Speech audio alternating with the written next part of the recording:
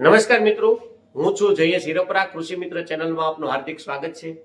આજે વાત કરવાની છે કે બાગાયતી પાકમાં માવઠાની આડઅસર અથવા એનું નુકસાન.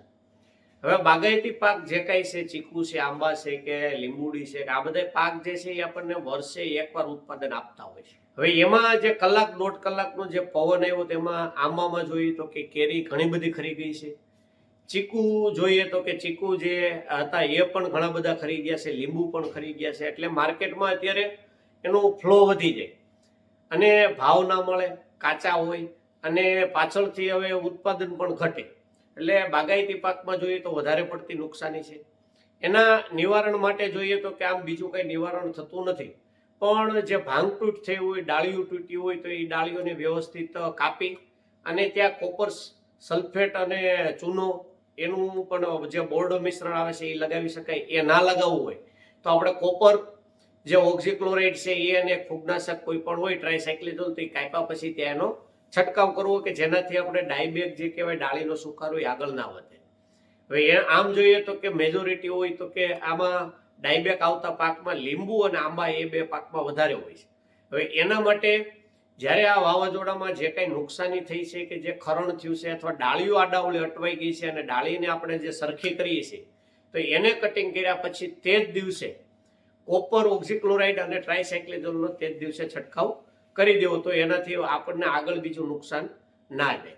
હવે બીજી વાત છે કે માનો કે લીંબુ છે, આપણે ઓક્ટોબર નવેમ્બરથી લઈ અને ફ્લાવરિંગની પ્રોસિજર કરતા હોય છે.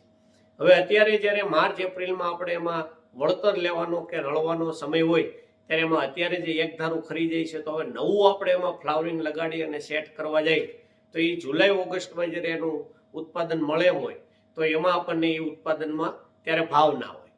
આંબા જે છે કે આંબામાં કંઈ હવે એવું શક્ય નથી કે અત્યારે આપણે એમાં નવું ફ્લાવરિંગ લગાડી અને કેરી લાવી, કેમ કે કેરીની જે સિઝન છે એ આમ જોઈએ તો કે મે અને જૂન મહિનો સિઝન હોય છે.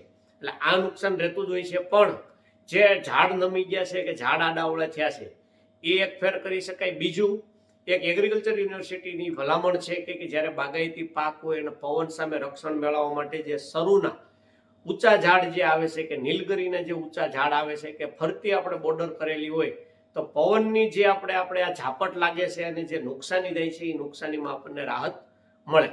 બીજું કે એવો કોઈ પાક તો નથી કે આપણે ગ્રીન હાઉસમાં નેટ હાઉસમાં કે અંદર આપણે કરી અને હાચવી લઈએ, કેમ કે લાંબા ગાળાનો પાક છે, નુકસાની વધારે થતી હોય છે.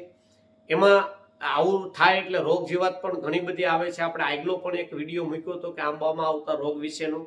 એ વિડીયો પણ એમાં ડિટેલ રોગ જે પાવડી મિલ્યુ છે, ડાયબેક છે, એન્થ્રેક્નોસ છે, આ બધા રોગ વિશેની માહિતી એમાં ડિટેલ આપેલી છે, એ પણ લઈ શકાય છે. અને બીજું કે જે અત્યારે નુકસાની જે છે મેઇન મેં જે કીધું કે જે કટિંગ કરી અને બીજો કચરો કે આતે જે કાંઈ હોય ચોખ્ખું કરી અને કોપર ઓક્ઝીક્લોરાઇડ અને એક ટ્રાયસાયક્લિઝોલનો છંટકાવ કરી દેવો.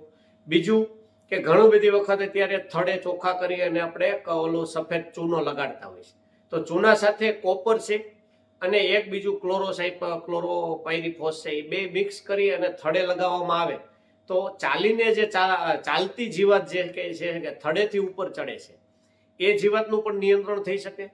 બીજું કે નીચેથી જે રોગના જે જીવાણુઓ લાગે છે એ રોગના જીવાણુઓને પણ આપણે નિયંત્રણ કરી શકીએ. એટલે ચૂનો છે, કોપર છે અને એક આ જંતુનાશક છે, એ ત્રણેય મિક્સ કરી અને જો થડે લગાડવામાં આવે તો જે જીવાતમાં પણ આપણને નુકસાનમાં બચી શકાય. તો આ હતી બાગાયતી પાક વિશેની માહિતી.